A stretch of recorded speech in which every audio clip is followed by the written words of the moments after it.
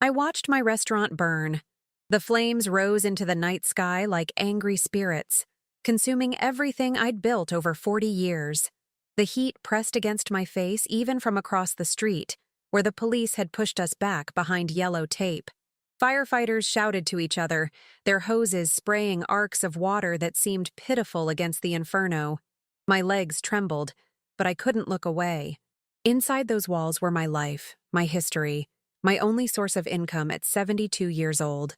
Don't forget to subscribe to the channel and comment where you're watching from. Mom, maybe you should sit down. My daughter Yvonne's voice came from somewhere to my left, but she didn't touch me. She never did anymore. I'm fine, I whispered, though I wasn't sure she heard me over the roar of the fire. This is really unfortunate timing, my son Alexander said, his phone glowing in his hand. We have the Johnsons' anniversary party next weekend. I'll have to find another caterer. I turned to look at him. In the orange glow of the flames, his face looked harder than I remembered, sharper at the edges. When had that happened? When had my children become people who looked at my burning life's work and thought first about their inconvenience? Alexander, Yvonne said quietly, not in reproach, in warning. He glanced at me, then away. I'm just saying, it's going to be difficult. The restaurant, Bar's Garden, though my married name was Kim, had been struggling for years. My husband Gerald had died 8 years ago, leaving me with building repairs I couldn't afford and equipment that broke down more often than it worked. My children had both suggested, more than once, that I should sell. Retire, Mom, Yvonne would say. You've earned it. What she meant was, stop embarrassing us with your shabby little restaurant in this neighborhood that's gentrifying around you. I'd opened Bar's Garden in 1985, 2 years after emigrating from Taiwan. Gerald had been a good man, an American veteran who'd met me while stationed overseas, but he'd never understood the restaurant business. That had been mine alone. The recipes, the relationships with suppliers, the careful balance of flavors that kept customers coming back. We'd never been fancy. We'd never been trendy. But we'd been steady, reliable. A place where families celebrated birthdays and where construction workers grabbed lunch. Until tonight. Do they know how it started? Yvonne asked, directing the question past me to a police officer standing nearby. Arson, the officer said grimly. There's accelerant. We can smell it. My knees buckled. Yvonne caught my elbow, her grip efficient and brief. Who would do this? I asked. But I was talking to myself more than anyone else. The officer's radio crackled. He stepped away, speaking in low tones. Alexander's phone rang. He glanced at the screen, then at me. I need to take this. It's about the Henderson contract. He walked away without waiting for a response, his voice shifting into the smooth, confident tone he used for business. Yvonne stayed beside me, but I could feel her restlessness, the way she kept checking her own phone, the way she shifted her weight from foot to foot. She had 3 children at home, a husband who was probably wondering where she was, a life that didn't include standing on a street corner watching her mother's world collapse. You should go, I told her. The kids. I can stay a little longer. But she couldn't. Not really. And I didn't want her to stay out of obligation.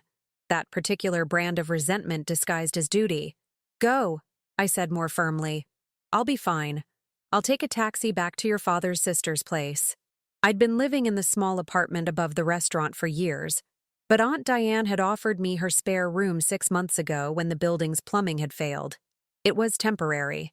Everything felt temporary now. Yvonne hesitated, and for a moment, I thought I saw something like guilt cross her face. Then her phone buzzed. She looked at it, and I could see her decide. Call me tomorrow, she said. We'll figure something out. She kissed my cheek quickly and left, her heels clicking against the pavement as she hurried toward her car. Alexander returned as Yvonne's taillights disappeared around the corner. That was important, he said, as if I'd questioned him. Mom, look, this is terrible, but maybe it's a sign. The insurance money. There is no insurance money, I said quietly. He stared at me. What? I couldn't afford the premiums. I let the policy lapse 6 months ago. The silence between us stretched long. I watched emotions flicker across his face. Shock, Anger. Something that might have been disappointment but looked more like disgust. Jesus, Mom. He caught himself, cleared his throat. I mean, why didn't you tell us? We could have helped. This was a lie, and we both knew it. When I'd mentioned struggling with expenses last Christmas, Alexander had launched into a lecture about fiscal responsibility. Yvonne had offered to look at my books, as if I were a child who didn't understand basic mathematics. Neither had offered money. Neither had offered help. It's done now, I said. You'll stay with Yvonne and Robert, Alexander said, making the decision for me, for them.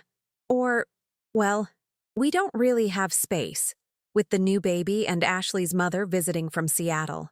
But Yvonne's place is bigger. I didn't argue. There was no point. The fire captain approached us, his face smudged with soot. Mrs. Kim, we've got it under control now. I'm sorry to say there's not much left. The building's structure is compromised. You won't be able to go inside. Do you know who did it? Alexander asked. There'll be an investigation. If you have any enemies, anyone who might have wanted to hurt you or your business, you should tell the police. Enemies? At 72, running a small Chinese restaurant in a neighborhood where I'd known many families for decades, did I have enemies? I thought of Tommy Brennan, the developer who'd been buying up properties on the block. He'd approached me 5 times in the last 2 years, each offer lower than the last, each delivery more aggressive. The last time, 3 weeks ago, he'd leaned across my counter and said, "Lady, you're sitting on a gold mine, and you're too stubborn to cash it in. One way or another, this block is changing." But surely he wouldn't— Mom? Alexander was looking at me. Do you know something? There's a developer, I said slowly. Tommy Brennan. He's been trying to buy my property. The fire captain nodded, making a note. We'll look into it. In the meantime, do you have somewhere safe to stay? She's staying with family, Alexander said quickly. I let him speak for me. I let him guide me toward his car, his hand barely touching my back. I let him drive me to Aunt Diane's small apartment in silence, the radio playing soft jazz that felt obscene in its cheerfulness. When he pulled up to the curb, he didn't turn off the engine. I'll call you tomorrow, he said. We'll figure this out. I nodded and climbed out of his car, my joints aching, my clothes smelling of smoke. Aunt Diane buzzed me in without questions. She was 90, my late husband's aunt, and she'd long ago stopped being surprised by life's cruelties. She simply made me tea and sat with me in her small living room, her hand patting mine occasionally, her presence the only comfort I had. I didn't sleep that night. I sat by the window and watched the sky gradually lighten, thinking about the restaurant, thinking about all the meals I'd cooked, all the people I'd fed, all the small moments of connection I'd facilitated. Gone now. All of it gone. And I thought about something else, something I hadn't thought about in years. A memory that surfaced unbidden in the dark hours of the morning. It had been 1993. No, 1994. The summer of the Great Flood, when the river had jumped its banks and swallowed half the downtown in muddy water. My restaurant had been on slightly higher ground, just above the floodline. I'd watched the water creep up the street, watched families evacuate with whatever they could carry, and I'd watched a young woman, heavily pregnant, struggling through knee-deep water with a toddler on her hip. I hadn't thought about her in years. Why was I thinking about her now? The memory felt important somehow, like a message I was supposed to understand. But exhaustion was making me foggy, making connections where there might be none. When dawn finally came, I was still sitting by the window, watching the city wake up, wondering what I was going to do with the rest of my life. The smell of smoke had embedded itself in my hair, my skin, my clothes. Even after a long shower at Aunt Diane's, I could still sense it, as if the fire had marked me permanently. I stood in her tiny bathroom, staring at my reflection in the steamed mirror.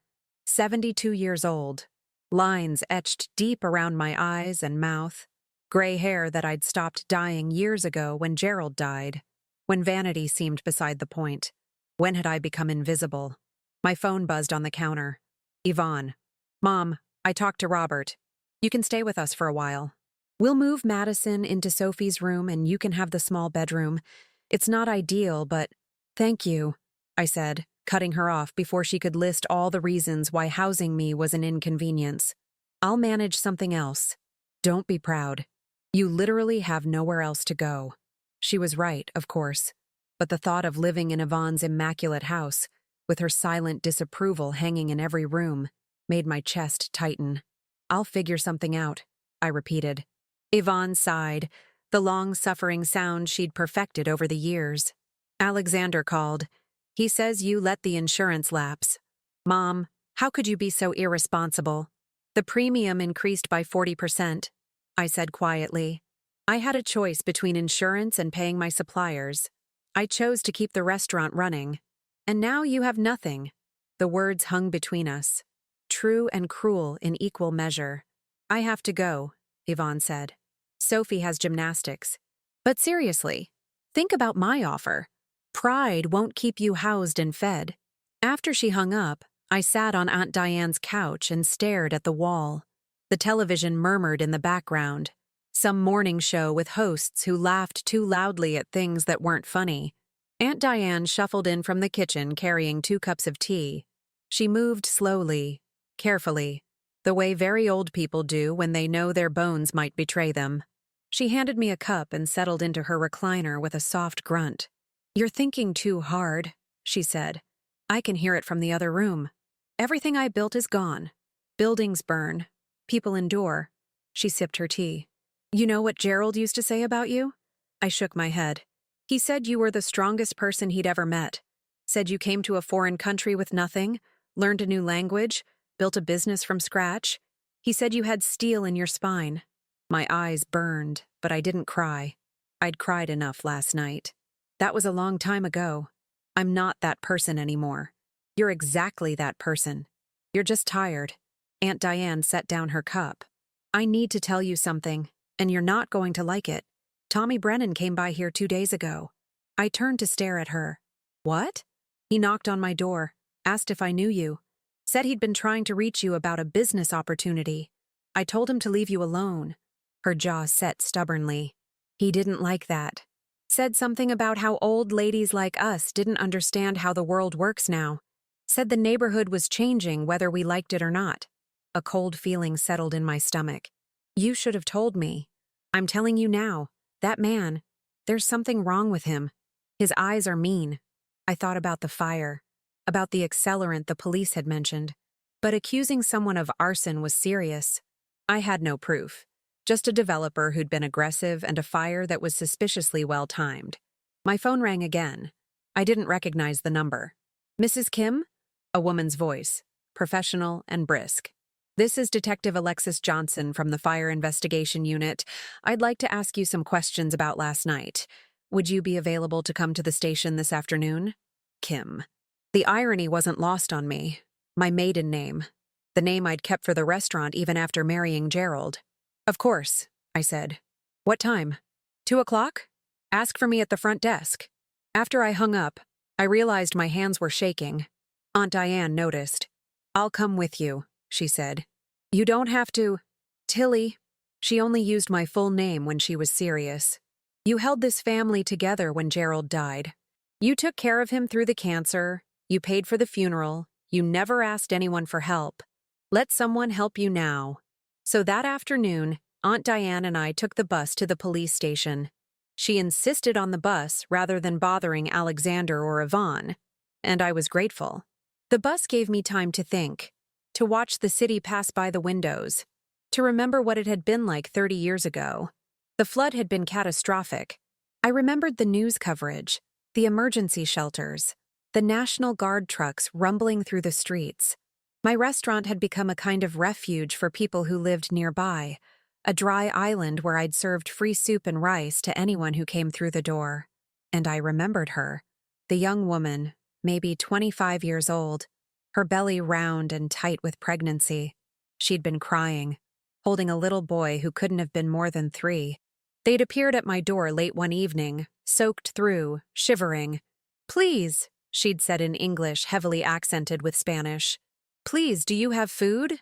For my son? I'd brought them inside immediately, fed them, given them dry clothes, and when I'd learned they had nowhere to go, that her apartment had flooded, and her husband was away working in another state, unable to get back through the closed roads, I'd made a decision.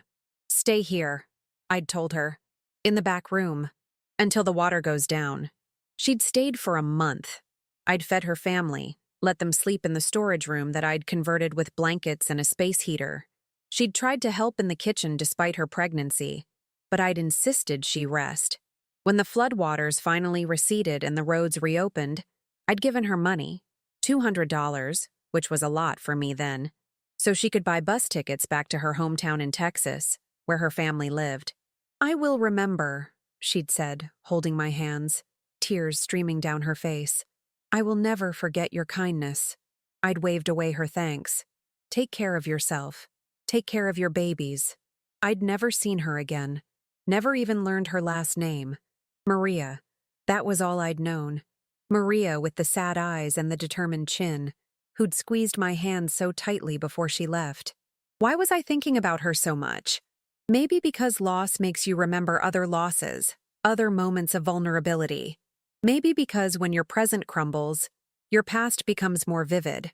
Detective Johnson turned out to be a woman in her 40s, sharp-eyed and direct.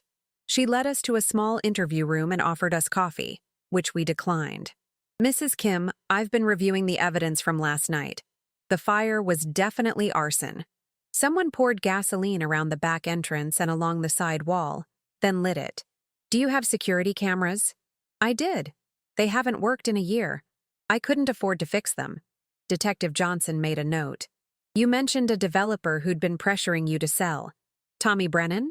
Yes. He was persistent, sometimes aggressive. Tell me about the last conversation you had with him.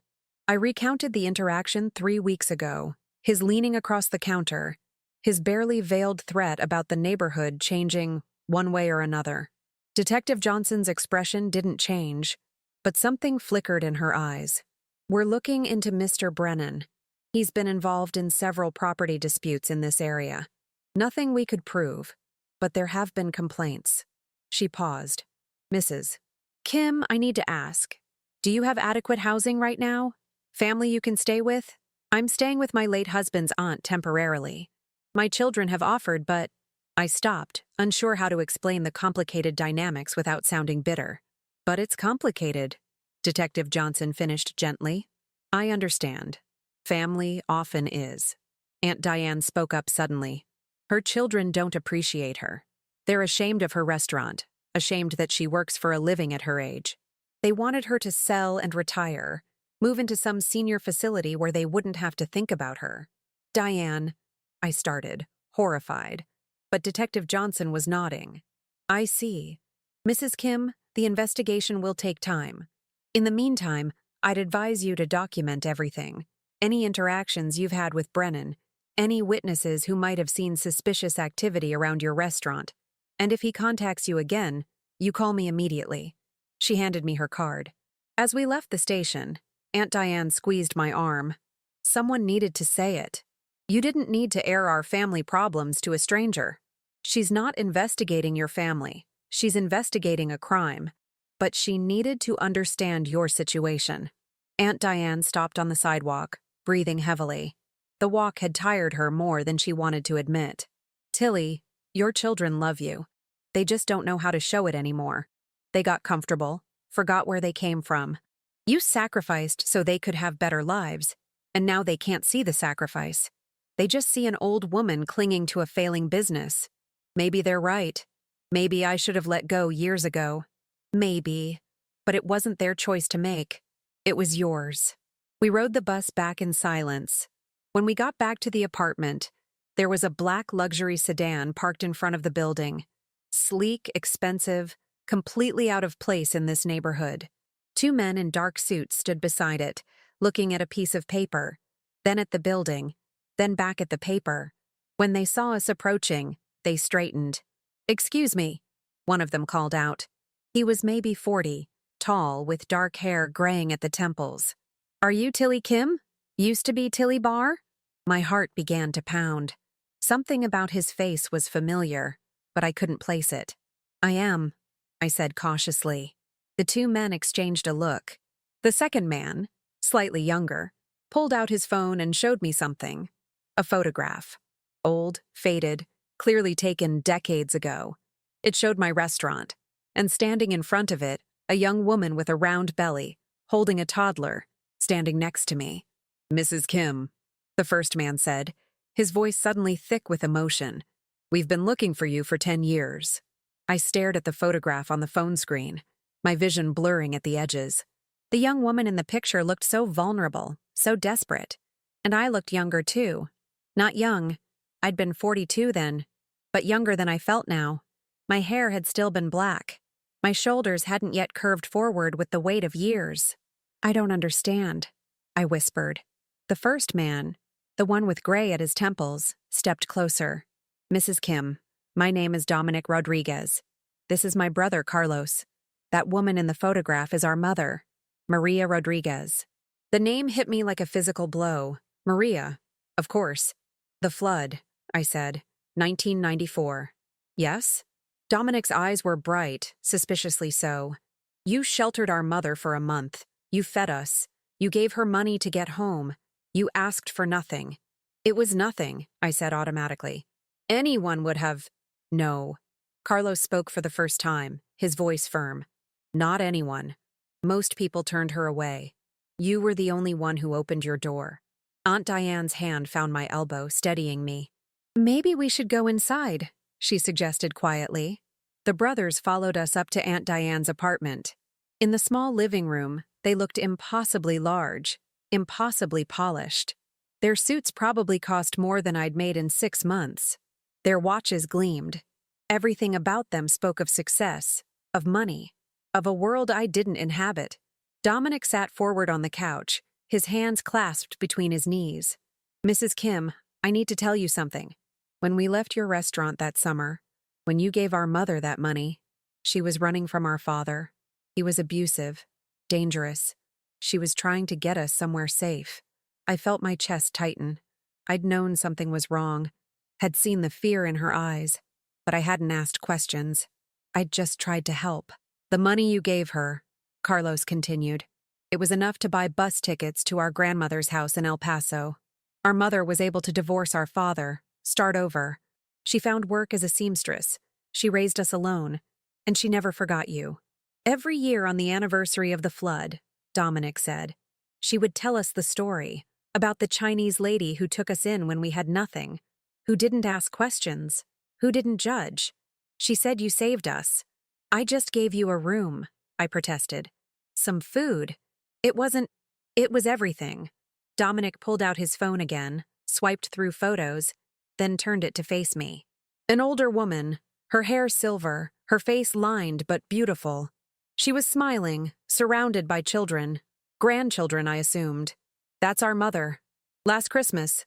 I looked at the photo, trying to reconcile this serene grandmother with the terrified young woman I'd sheltered 30 years ago. "She's beautiful," I said softly. "She is. And she's strong. Like you." Carlos leaned forward. "Mrs. Kim, we've been trying to find you for 10 years. Ever since we became successful enough to start looking. But your restaurant was listed under Bar's Garden, and your legal name was Kim. It took us years to make the connection. We finally found you 6 months ago." My heart stuttered. 6 months? "We've been planning something. A way to thank you, to honor what you did for our family." Dominic's expression grew pained. "And then last night, we saw the news. Your restaurant. The fire. The room seemed to tilt." Aunt Diane's hand tightened on my shoulder. "We drove here immediately," Carlos said. "We were at the scene this morning before dawn. We talked to the fire marshal. We saw what was left." He paused. "Mrs. Kim, we want to help you." "I don't need charity," I said, the words automatic, defensive. "It's not charity." Dominic's voice was gentle but insistent. "It's repayment. It's justice. You gave our mother a chance at life. Let us give you something back." "I don't even know you," I said, but my voice was shaking. "That's fair. We're strangers to you. But you weren't a stranger to our mother when she needed help. You didn't ask for references or credentials. You just helped." Carlos pulled a business card from his pocket and handed it to me. "We own Rodriguez Brothers Construction. We specialize in commercial development and restoration. I looked at the card. The logo was elegant, professional, an address in the business district downtown. We want to rebuild your restaurant, Dominic said. Not just rebuild it, make it better. Modern equipment, proper ventilation, updated electrical, everything you need to run a successful restaurant for years to come. The words didn't make sense. They were too big, too generous, too impossible. I can't accept that, I whispered. Why not? Because I struggled to find words. Because it's too much. Because I don't deserve— You deserve everything, Carlos interrupted, his voice suddenly fierce. You deserve everything good. Do you know what our mother did when she finally had money saved? She tried to find you. She wanted to repay you. But your restaurant phone number had changed, and she didn't know your last name. She looked for years. When she finally gave up, she made us promise we'd keep looking. Find the Chinese lady, she'd say. Find her and tell her thank you. Tears were streaming down my face now. I couldn't stop them. Your mother, I managed to say. Where is she? I'd like to see her. The brothers exchanged a glance, and my heart sank. She passed away 2 years ago, Dominic said quietly. Cancer. Fast and aggressive. She died knowing we were still looking for you, but she never got to thank you herself. His voice broke. That's why we need to do this. For her. Because she can't. Aunt Diane was crying too. I could hear her sniffling beside me. I'm so sorry, I said. She was so young. So full of life. She lived a good life because of you, Carlos said. She saw us graduate high school, then college. She saw us start our business. She met her grandchildren. None of that would have happened without you. We sat in silence for a long moment, the weight of history and gratitude filling the small room. There's something else, Dominic said. He pulled out a folder from the briefcase he'd been carrying. We've been investigating Tommy Brennan. I looked up sharply. When we found you 6 months ago, we did research. We learned about the neighborhood, about the development pressure, about Brennan's tactics. We've been quietly documenting everything. He opened the folder, showed me photographs of other buildings on my block, all bearing signs of neglect or vandalism. We think he's been systematically driving out small business owners to buy properties cheap. Your restaurant wasn't the first suspicious fire in this area. Why would you investigate that? I asked. Because we protect what matters to us. And you matter to us. Carlos's jaw was set in a way that reminded me suddenly of his mother, of Maria's determination. We've shared our findings with the police. With Detective Johnson, specifically. You talked to Detective Johnson?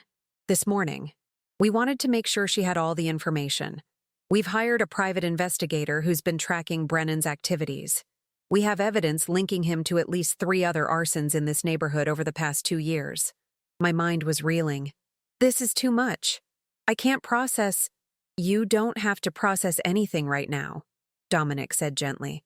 You just need to know that you're not alone, that you have people who care what happens to you.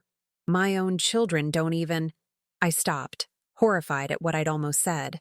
But Carlos nodded, understanding in his eyes. We know about your children.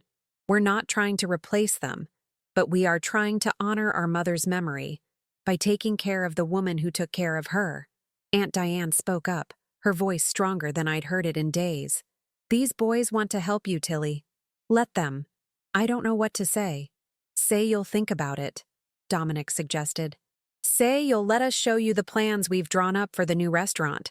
Say you'll have dinner with us and our families so you can see who we are. There's no obligation, Carlos added.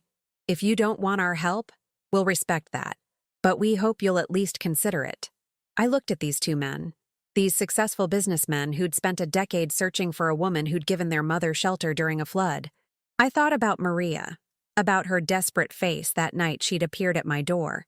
I thought about how easily I could have turned her away. How many people had. Why me? I asked. Why was I the one who helped when so many others didn't? Dominic smiled, and for the first time I saw his mother in his expression. That same gentle warmth. Our mother asked you that once, do you remember? When she was leaving. She said, "Why did you help us?" And you said— The memory surfaced suddenly, clearly. I said, Because someone helped me once. When I first came to this country, someone gave me a chance. This is how we survive. By helping each other. Exactly. Carlos's eyes were shining. You understood what it meant to be desperate and displaced.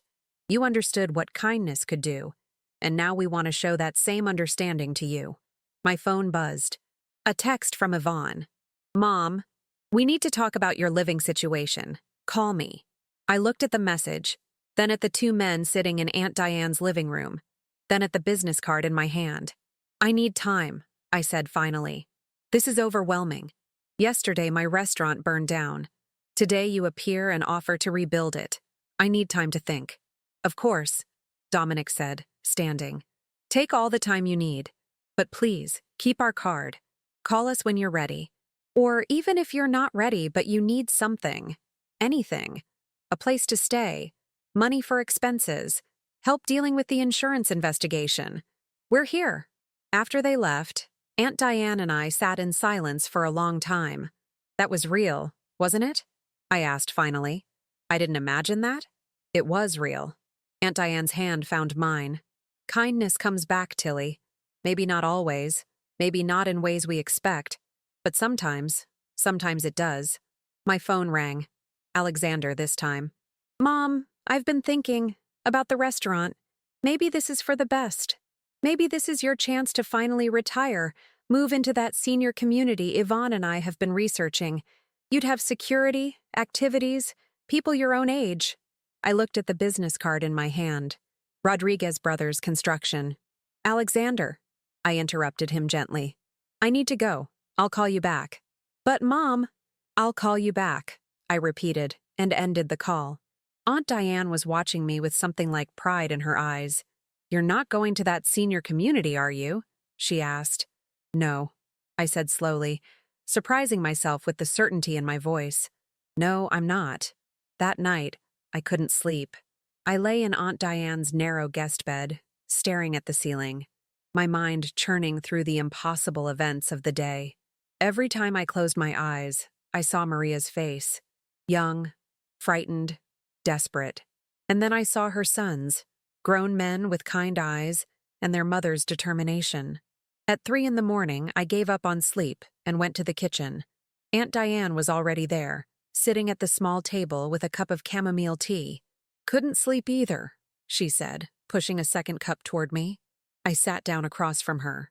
Diane, what if this is a mistake?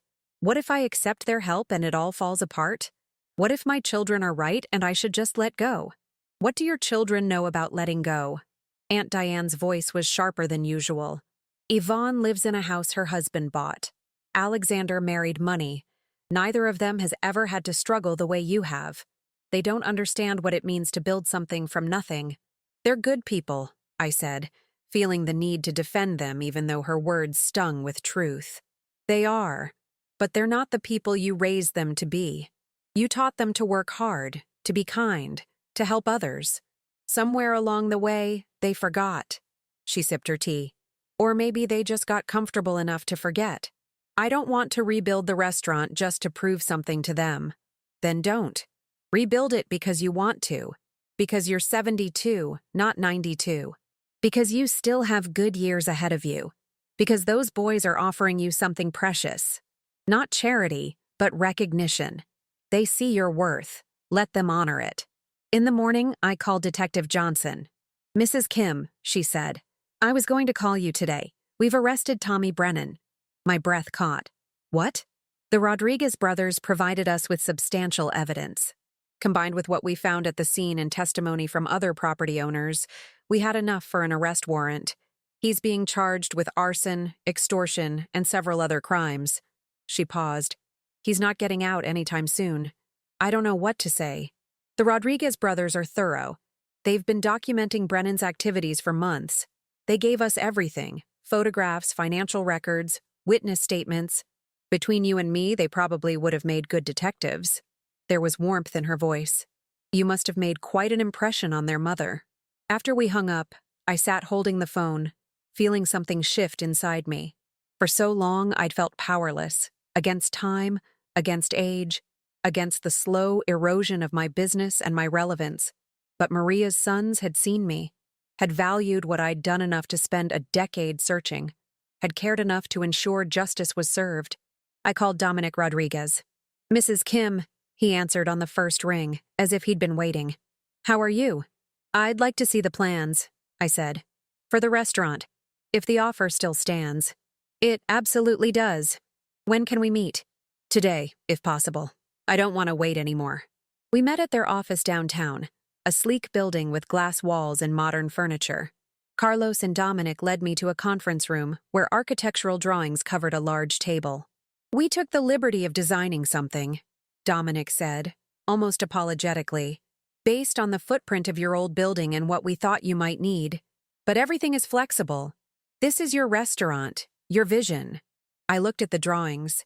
They'd kept the essential character: a welcoming storefront, a visible kitchen, an efficient layout. But everything was elevated.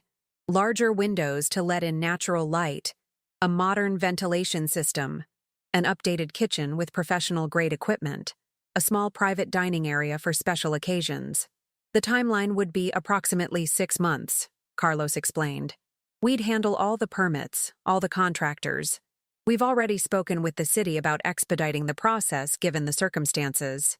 6 months, I repeated. It felt both impossibly long and incredibly fast. "We know that's a long time to be without income," Dominic said carefully. "We'd like to help with that too. Not as a loan, as an investment in someone who invested in our family when it mattered most." "I can't take your money," I said automatically. "Then consider it payment," Carlos suggested. "We'd like to hire you as a consultant. We're expanding our business into commercial kitchen design for restaurants. Your expertise would be invaluable." I looked at him sharply. "That's not a real job. You're inventing it to give me money." "It's completely real," Dominic said. "We've been talking about this expansion for 2 years. We've done residential and commercial buildings, but restaurants are specialized. Who better to consult than someone who's run a successful restaurant for 40 years? It wasn't that successful. That's why I couldn't pay the insurance. It was successful enough to survive 4 decades in a changing neighborhood, through recessions and competition from chains. That's expertise." Carlos pulled out a contract. "This is a 6-month consulting agreement. 20 hours a week at a very reasonable rate. All you'd need to do is review kitchen designs, offer feedback, maybe visit a few sites. Share what you know." I stared at the contract. The salary listed was more than I'd made in a year at the restaurant. "This is too much." "It's market rate for a consultant with your experience," Dominic said firmly. "Take it home, read it, think about it. There's no pressure." But there was pressure. The pressure of gratitude so overwhelming I didn't know how to hold it. The pressure of being seen, truly seen, for the first time in years. That evening, Yvonne came to visit at Aunt Diane's apartment. She brought food, expensive takeout from a trendy fusion restaurant that tasted of nothing. All style and no substance. "Mom, we need to talk about your future," she said, settling onto the couch with her phone in hand. "I've been researching assisted living facilities.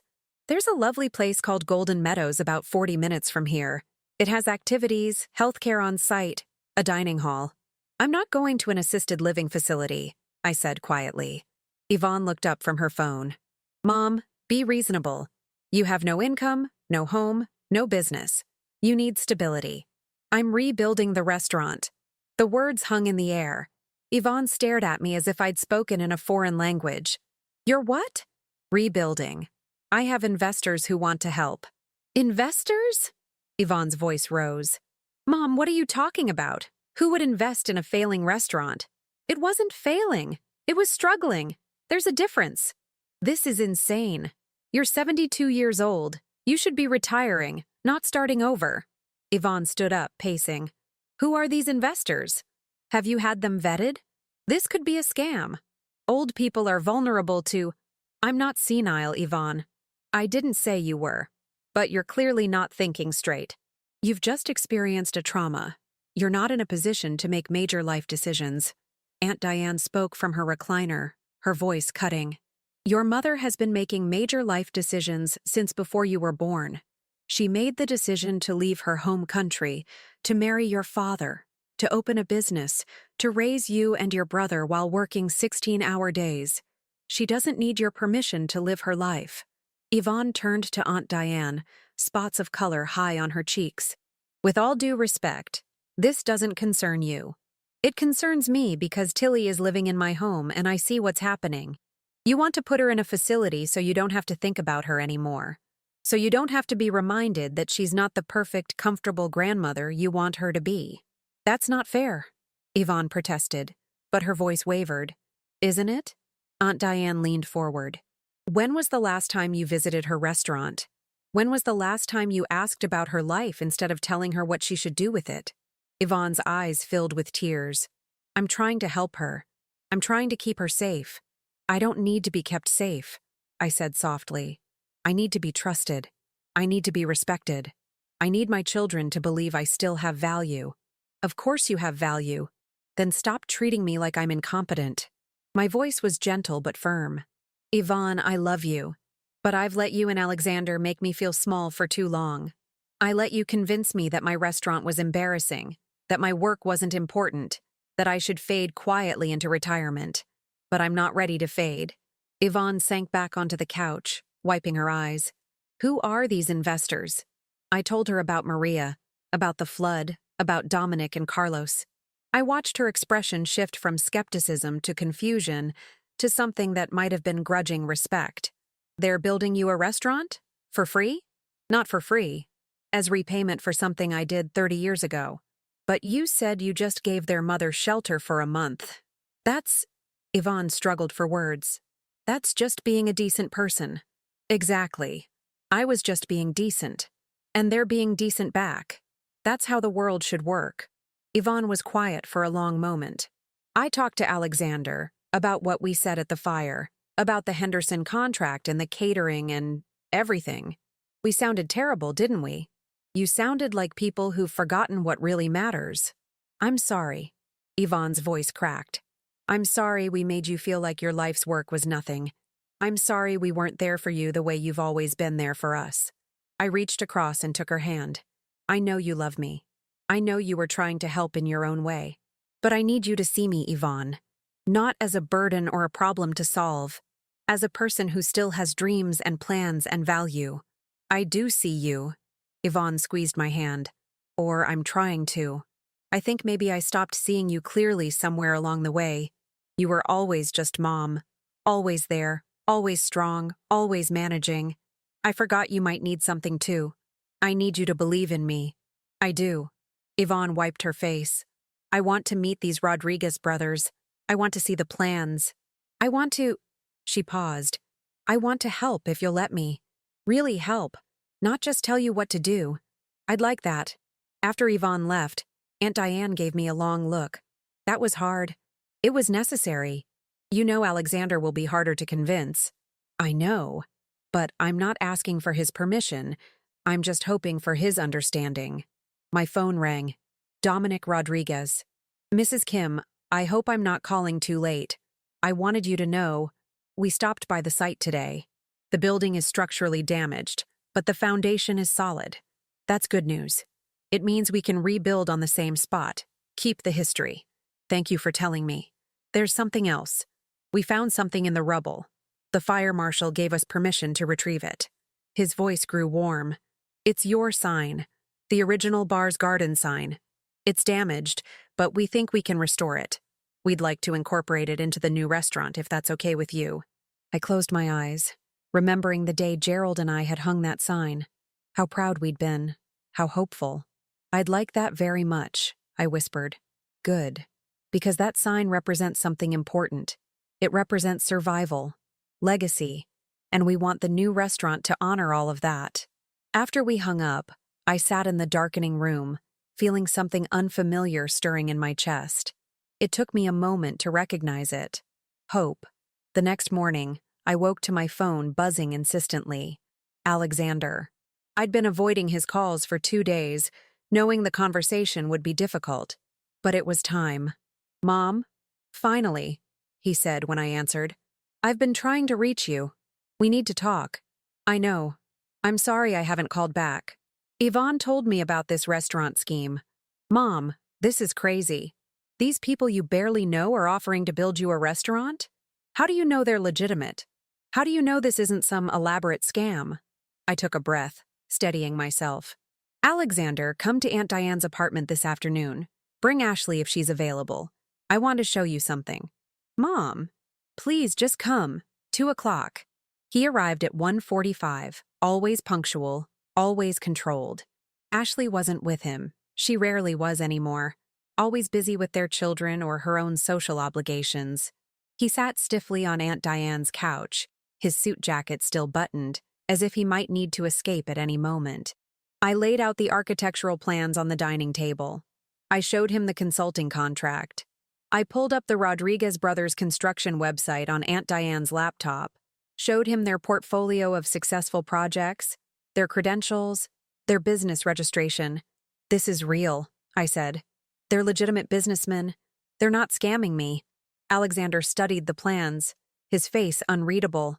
Even if they're legitimate, this is a huge undertaking. 6 months of construction, learning new equipment, running a restaurant in your 70s. Mom, it's too much. For whom? For me? Or for you? He looked up sharply. What's that supposed to mean? It means I think you're embarrassed. I think you've been embarrassed for years. Your mother, the restaurant owner, in her shabby little building, cooking Chinese food for working-class families. It doesn't fit the image of success you've built for yourself. That's not fair, isn't it? I sat down across from him. Alexander, when was the last time you brought a client to my restaurant? When was the last time you told your colleagues what I do, what I did, for a living? His silence was answer enough. I'm not trying to hurt you, I said more gently. I'm trying to help you see what's been happening. You and Yvonne have been trying to manage me into retirement because my existence makes you uncomfortable, but I'm not ready to disappear. I don't want you to disappear. I want you to be safe, to be comfortable. His voice cracked slightly. Do you know what it's like watching you struggle? Watching you work yourself to exhaustion for a business that was barely breaking even? Then why didn't you help? Why didn't you offer to invest, to update the equipment, to... I stopped, seeing the truth on his face. You wanted it to fail, didn't you? You thought if it got bad enough, I'd finally give up. No, maybe. I don't know. Alexander rubbed his face. I thought you deserved to rest. You've worked your whole life. You raised us. You took care of Dad when he was sick. I thought retirement would be a gift. Retirement isn't a gift if it means being irrelevant. Alexander, I loved that restaurant. I loved feeding people, creating a place where families gathered, where construction workers could get a good meal. I loved being useful. You're still useful. Am I? You don't need me. Yvonne doesn't need me. Your children barely know me. I'm Grandma Tilly, who lives above a restaurant in a bad neighborhood, the one you visit on holidays out of obligation. Alexander's eyes were red. That's not true. Then prove it. Come meet the Rodriguez brothers with me. Look at their plans with an open mind. And if you still think this is a mistake, if you can give me a genuine reason beyond your own discomfort, I'll listen. He was quiet for a long moment. When? Tomorrow. Their office. Noon. I'll be there. After he left, Aunt Diane brought me tea. That was brave. It was overdue. I sipped the tea, feeling exhausted. I've spent so many years trying not to burden them, trying to be the easy, convenient mother. I forgot to be honest. They needed honesty more than convenience. The next day, Dominic and Carlos were gracious when I arrived with Alexander. They shook his hand warmly, offered coffee, and spread out not just the architectural plans, but also their business credentials, references from past clients, and a detailed timeline with cost breakdowns. Mr. Kim, Dominic said, we understand your concerns. If our mother were alive and in your mother's position, we'd be asking the same questions. Alexander studied the documents. This is a substantial investment you're making. What do you expect in return? Nothing beyond what we've stated, Carlos said. We're repaying a debt. Our mother would have wanted this. But surely there's some business arrangement. Profit sharing, ownership stake. The restaurant will be entirely your mother's, Dominic said firmly. We're not investors in that sense. We're not looking for returns. This is personal, not business. Alexander looked at me. Mom, even if their intentions are good, running a restaurant is hard. You'd be starting from scratch. New staff, new suppliers, rebuilding your customer base. I've done it before. 40 years ago. Some things don't change. People still need to eat. They still want good food at fair prices. They still want a place that feels like home. I leaned forward. Alexander, I'm not asking for your permission, but I am asking for your understanding. I need to do this. Not to prove anything to you or Yvonne. To prove something to myself, that I still matter, that I still have something to contribute. Alexander was quiet, his jaw working. Finally, he turned to the Rodriguez brothers. I want to be involved, not in the construction, that's your expertise, but in the business planning, the marketing, the financial management. If my mother is going to do this, I want to help make sure it succeeds. I stared at him, shocked. You'd do that? I asked. I'm good at business, Mom. It's what I do. And maybe, his voice softened, maybe I should have offered to help years ago instead of waiting for things to fail. Carlos smiled. We welcome your involvement, Mr. Kim. Your mother will need a strong team. Over the next 2 weeks, something shifted. Alexander came to Aunt Diane's apartment 3 times, bringing his laptop, reviewing supplier contracts and business plans. Yvonne visited twice, once bringing her daughters to meet Grandma's new friends, as she called the Rodriguez brothers. They seem nice, 10-year-old Sophie said, watching Carlos show her younger sister Madison a photo of their mother. Why are they building you a restaurant? Because I helped their mother a long time ago, I told her. What did you do? I gave her a place to stay when she needed it. Sophie considered this. Like when we let people stay with us during the hurricane last year. Exactly like that. Mom says we should always help people when they need it. But nobody's building us a restaurant. I laughed. Sometimes helping is its own reward, sweetheart. Sometimes the reward comes later, in ways you don't expect. The construction began in early spring. Dominic and Carlos had been true to their word about expediting permits. I visited the site every few days, watching as the damaged structure was carefully dismantled and a new one began to rise in its place. One afternoon, I stood behind the temporary fencing, watching workers pour concrete for the new foundation. A car pulled up beside me, Yvonne's SUV. I thought I'd find you here, she said, joining me at the fence. We stood in silence for a moment, watching the construction. Do you remember when Dad first got sick? Yvonne asked suddenly. You were running the restaurant and taking care of him, and you never complained. You just did what needed to be done. I complained plenty, just not where you could hear. I want to be like that. Strong like that. Yvonne's voice was small, but I don't think I am. You're stronger than you know. You're raising 3 children, managing a household, volunteering at their schools. That takes strength. It's not the same. You built something. You created something that lasted. She gestured at the construction site. You're creating it again. I've never created anything except in my kitchen, and half the time I'm just heating up prepared meals. Yvonne, being a mother is creating something. Every day you're building the people your children will become. I want them to know you better. The real you, not just the grandmother who visits on holidays. I want them to understand what you've done, what you've survived. She turned to face me. I want to help with the restaurant. Not with money or business plans. Alexander's handling that. But with the actual work. Learning your recipes, understanding how you do things. So I can teach my daughters someday. My throat tightened. You want to learn to cook? I want to learn to be you. Or at least a version of me that includes the best parts of you. She smiled shakily. Is that weird? It's not weird. It's wonderful. We started meeting twice a week at Aunt Diane's apartment. I taught Yvonne to make the dishes I'd learned from my mother, the ones I'd adapted for American tastes, the ones I'd created myself. She was clumsy at first, her knife work slow, her timing off, but she was patient, willing to try again and again until she got it right. How did you do this every day for 40 years? She asked one afternoon, her hands cramping from kneading dumpling dough. You get used to it, and it stops being work when you love it. Did you always love it? I thought about the question. Not always. Sometimes it was just survival. But most of the time, yes. I loved feeding people. I loved seeing their faces when they tasted something good. I loved being the place where families celebrated. Yvonne was quiet, shaping dumplings with growing confidence. I'm sorry we didn't understand that. I'm sorry we made you feel like it wasn't important. You're understanding it now. That's what matters. One evening, as we were cleaning up, Yvonne's phone rang. She glanced at it and smiled. It's Sophie. She wants to know if she can come to the next cooking lesson. Of course she can. She told her class about you, about the flood and helping that family and the restaurant. Her teacher asked if you'd come speak at their career day. Me? I'm not a career. You're an entrepreneur, a small business owner, a survivor. Yvonne looked at me seriously. You're exactly what those kids need to hear about. Not everyone becomes a doctor or lawyer.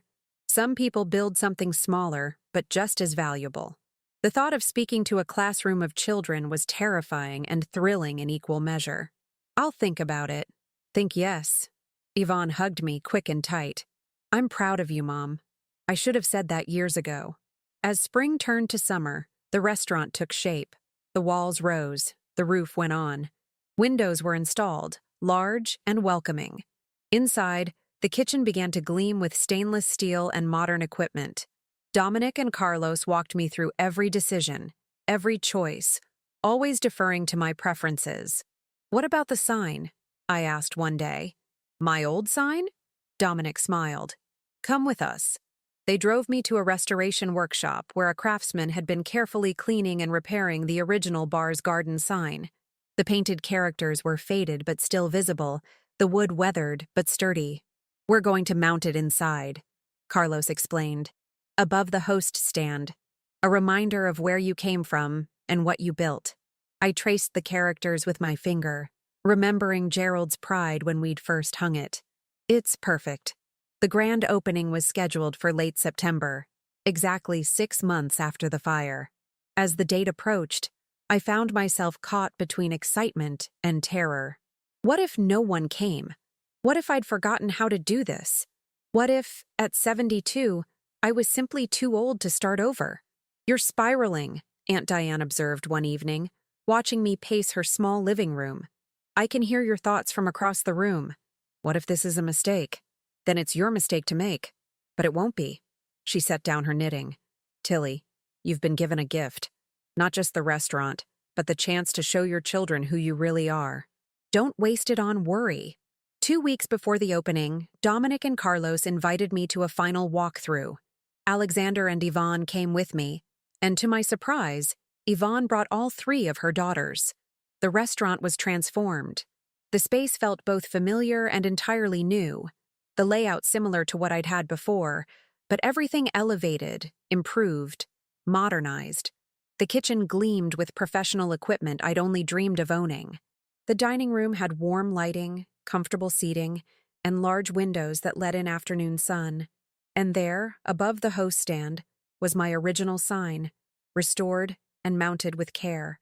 Grandma, this is so cool, Sophie breathed, running her hand along the smooth wooden tables. Can we eat here every week? You can eat here whenever you want, I told her, my voice thick with emotion. Carlos showed us the final touches. A sound system for soft background music, a small waiting area with comfortable chairs, a updated point-of-sale system that Alexander had helped select. The staff starts training next week, Dominic said. You have 5 employees ready to begin. 3 from your old restaurant who heard you were reopening, and 2 new hires we think you'll like. I'd thought everyone from my old staff had moved on, found other jobs.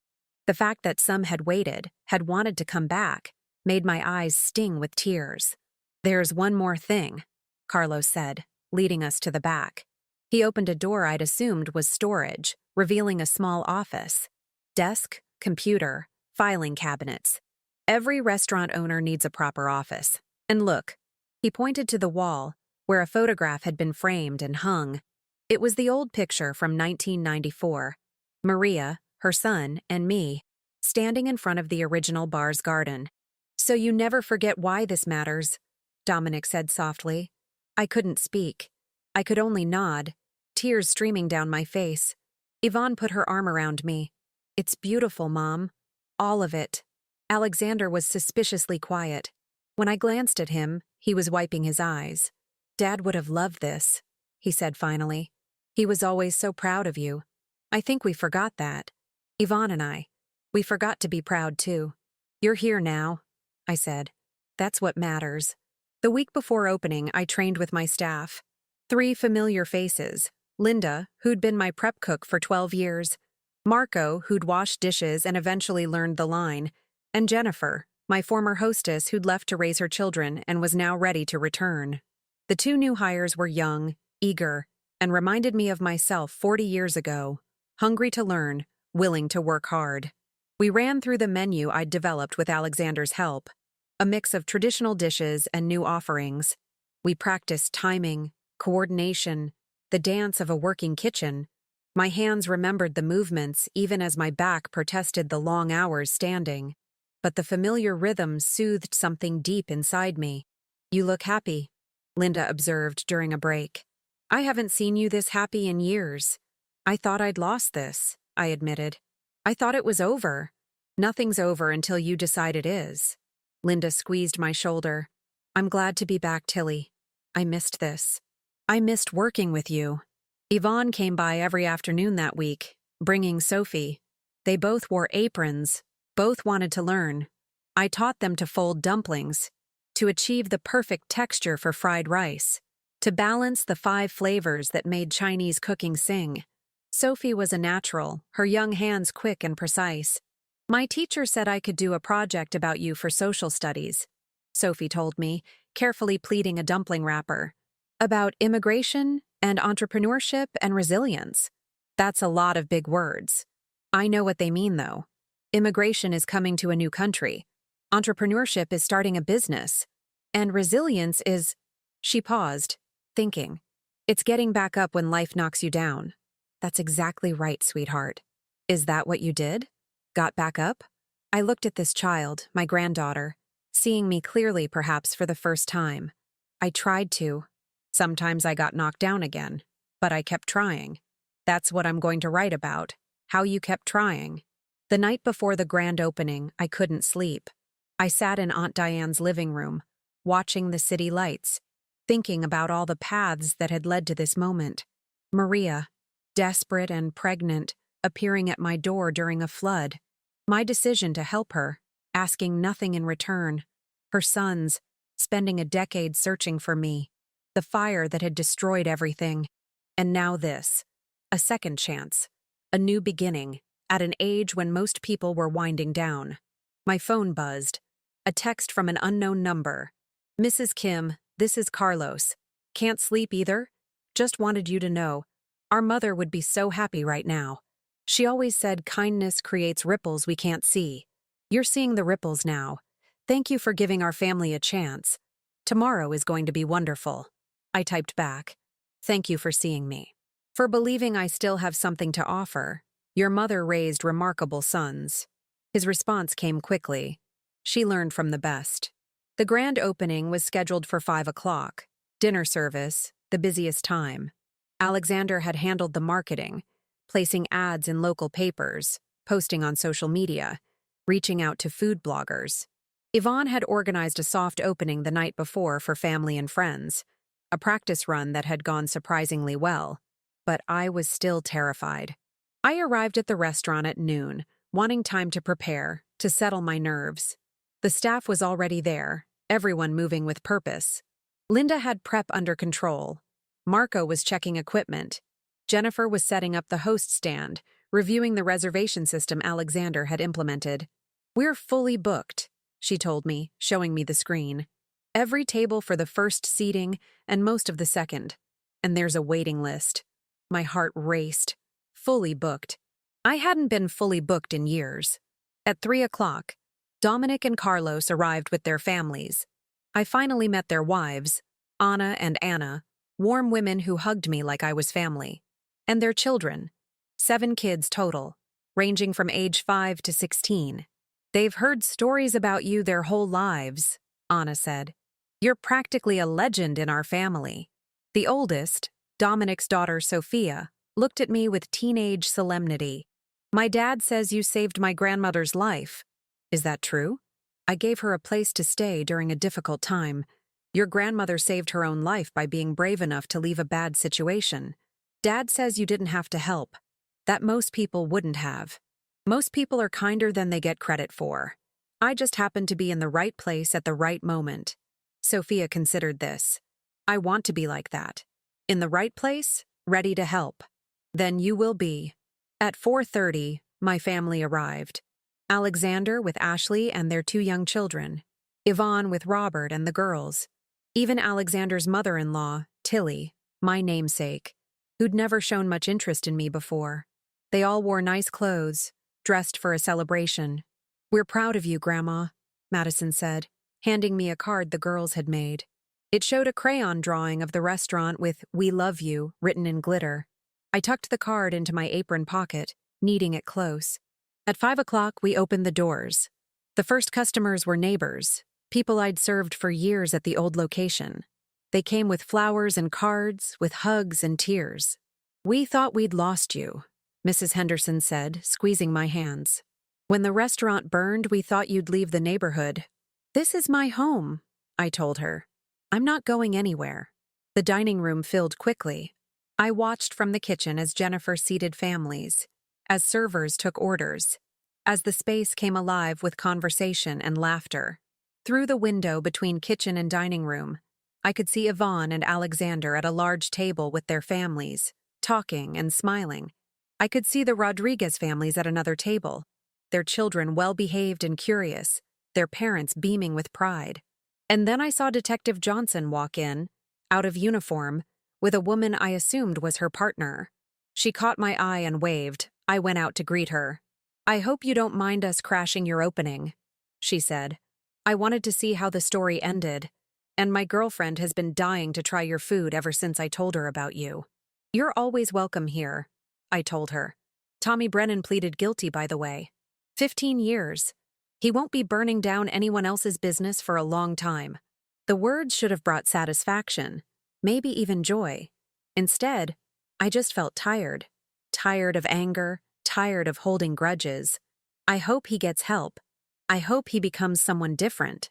Detective Johnson smiled. You're a better person than I am.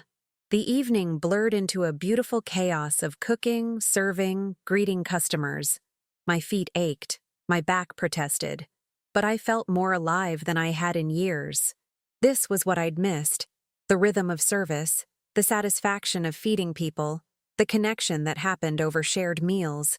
Around 8 o'clock, during a brief lull, Dominic found me in the kitchen. Mrs. Kim, there's someone here who'd like to meet you. I followed him to the dining room, where an elderly couple sat at a corner table. The woman looked vaguely familiar, though I couldn't place her. Tilly, Dominic said. This is my Aunt Rosa, my mother's sister. She was there during the flood too, though you might not remember. She was living in Houston at the time, but she came to help look for Maria. The memory clicked into place. There had been someone else, an older woman who'd come to the restaurant a few days after I'd taken Maria in, frantic with worry, looking for her missing sister. I remember, I said slowly. You were so scared. You thought she'd drowned. Rosa stood, tears streaming down her face. You told me she was safe. You gave me your phone number and told me to call every day if I needed to hear her voice. You didn't have to do that. Of course I did. You were terrified. Maria called you an angel. She told me, God sent me an angel in the flood. Rosa took my hands. I've wanted to thank you for 30 years.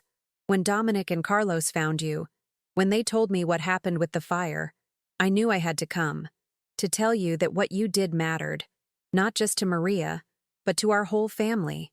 You gave us hope when we had none. We embraced, 2 old women connected by a moment of kindness decades ago, and I finally understood what Dominic and Carlos had been trying to tell me. It wasn't just about repaying a debt. It was about honoring a legacy of compassion, about keeping alive the memory of a woman who'd survived because someone chose to help. The restaurant stayed busy until we closed at 10. The last customers left reluctantly, promising to return soon. The staff cleaned up efficiently, everyone tired but satisfied. When everyone had gone except family, we gathered in the dining room, my children and grandchildren, the Rodriguez brothers and their families, Aunt Diane in a chair of honor. Dominic stood, raising a glass of sparkling cider. To Tilly Kim, to second chances, to the power of kindness, and to Maria, who taught us that what we do for others echoes through time. To Tilly, everyone echoed. I looked around the room at these faces.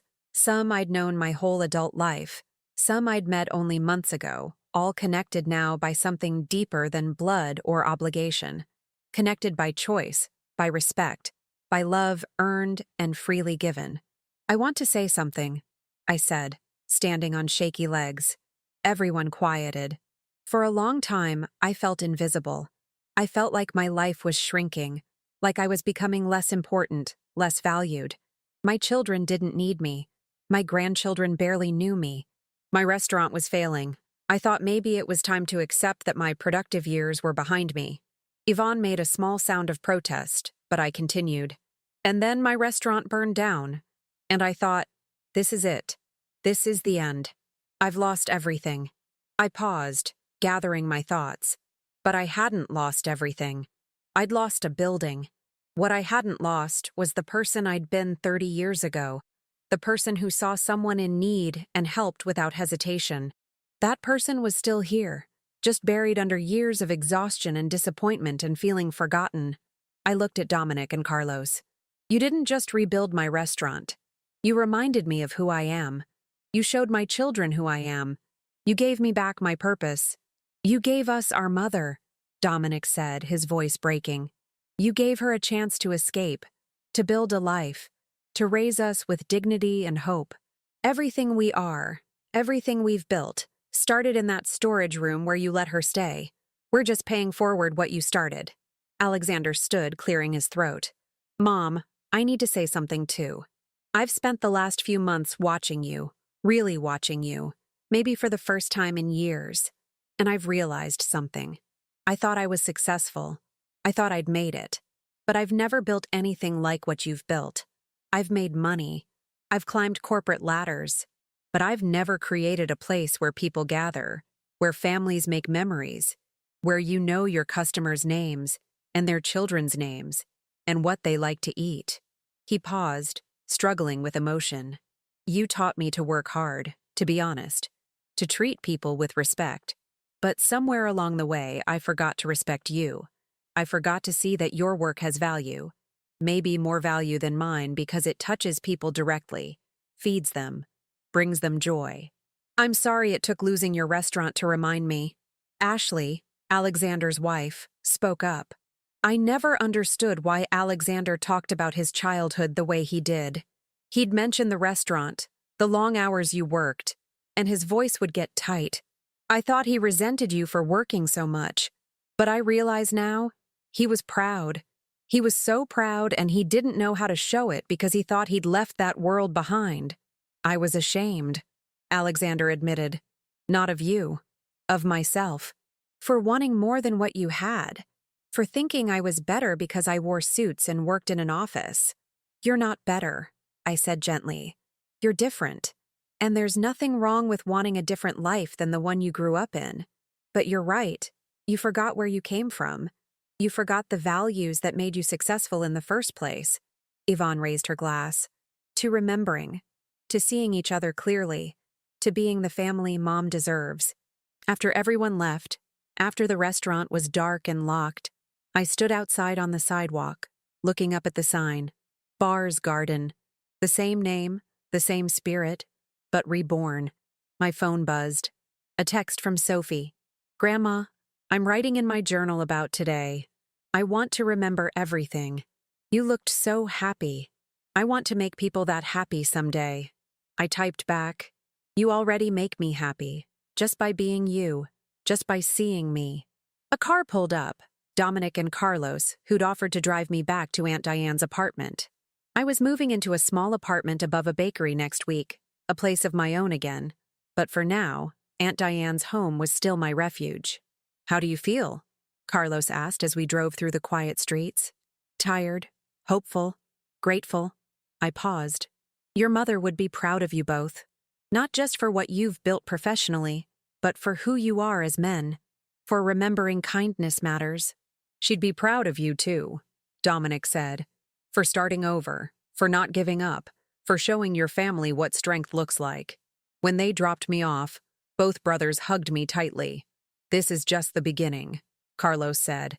You're going to do amazing things with this restaurant. I'm 72, I reminded him, laughing. Amazing things might be ambitious. You've already done amazing things. You just didn't realize it until now. Inside the apartment, Aunt Diane was still awake, waiting for me. Tell me everything, she demanded. I told her about the crowds, the food, the families, the tears and laughter. I told her about Alexander's speech, about Rosa's gratitude, about Sophie's journal entry. You did it, Aunt Diane said, squeezing my hand. You rebuilt more than a restaurant. You rebuilt your family. We rebuilt it together. They met me halfway. That's all anyone can ask. She stood carefully, ready for bed. I'm proud of you, Tilly. Gerald would be proud too. You honored his memory by not giving up. That night, I slept deeply for the first time in months. No anxiety about the future, no regrets about the past. Just peaceful, dreamless sleep. The next morning, I woke early and walked to the restaurant. The neighborhood was quiet, the sun just rising. I let myself in through the back door, turned on the lights, and stood in the kitchen. My kitchen, breathing in the smell of stainless steel and possibility. I pulled out my phone and opened the photo album. The picture from 1994, Maria, her son, me. I studied her face, seeing now what I hadn't seen then. Not just fear and desperation, but determination. The same determination that had driven her to walk through floodwaters to find safety. The same determination that had led her sons to search for me for a decade. Thank you, I whispered to her image. Thank you for teaching your sons that kindness matters. Thank you for remembering me. My phone rang. Yvonne. Mom, the girls want to know if they can come help at the restaurant after school today. Sophie wants to learn more dishes, and Madison wants to draw pictures for the walls. Is that okay? More than okay. I'd love that. And Mom, I've been thinking about what you said last night, about feeling invisible. I never want you to feel that way again. So I'm going to be here. Really here. Not just when it's convenient, but when it matters. When you need me. I need you now, I said softly. I've always needed you. I just stopped asking. Then I'm here. We're here. All of us. After we hung up, I started my prep work for the day. Chopping vegetables, preparing sauces, getting the rice cooker ready. The familiar tasks grounded me, connected me to every other morning I'd done this work over 40 years. But this time felt different. This time I wasn't alone in it. This time I had my family behind me. Not just watching from the sidelines, but participating, learning, honoring what I'd built. This time, I wasn't invisible. The door chimed as Linda arrived for her shift. Morning, boss, she said, tying on her apron. Ready for day 2? Ready, I said. And I was. 3 months later, the restaurant had found its rhythm. We had regular customers, good reviews, a waiting list on weekends. My body had adjusted to the work, or at least found an accommodation with it. I hired an additional prep cook to ease the physical burden, and I'd learned to delegate more, to trust my staff. Yvonne and Sophie came twice a week to learn family recipes. Alexander stopped by every Friday to review the books and offer business advice that I sometimes took and sometimes ignored. The Rodriguez brothers visited monthly, always bringing their families, always leaving generous tips for the servers despite my protests. On a cold December evening, I stood at the kitchen window, watching the dining room fill with families celebrating the holidays. I saw parents sharing meals with children, elderly couples holding hands across tables, friends laughing over shared dishes. This was what I'd worked for, what I'd sacrificed for, what I'd almost lost. My phone buzzed. A message in a group chat Yvonne had created called Family. Alexander. Mom, we want to do something special for your birthday next month. Big celebration at the restaurant. Your 73rd deserves recognition. Yvonne. I'm already planning the menu with you, Mom. Your recipes, but I'll help cook so you can enjoy the party. Sophie. Can I make a speech? I finished my project about you and I want to share it. I typed back, "You don't need to make a fuss." Alexander, "We're making a fuss. You deserve a fuss." Yvonne, "Get used to it, Mom. We're not letting you be invisible ever again." I smiled, slipping the phone back into my pocket. Jennifer appeared at the kitchen door. "Tilly, there's someone asking for you. Says she's an old friend." I went out to the dining room. An elderly woman stood by the host stand, using a cane for support. She looked at me with eyes that held decades of memories. "Tilly Barr," she said. "Or Kim, I suppose. You probably don't remember me. We met briefly during the flood in 1994. I was volunteering at the emergency shelter. I didn't remember her specifically. There had been so many volunteers, so many people helping during that crisis. I heard about what you did," she continued, "helping that pregnant woman and her child. And I heard about what her sons did for you, rebuilding your restaurant after the fire." She smiled, tears in her eyes. "I volunteer at a women's shelter now. We help women escaping domestic violence. And I tell them your story. I tell them that kindness exists, that people do help, that there's hope. You've inspired more people than you know." "I just did what anyone should do," I said, the familiar refrain. "But not everyone does. That's what makes it matter." She handed me a card. "If you ever want to volunteer, to share your story with the women we help, we'd be honored. They need to hear that life can get better, that strangers can become saviors."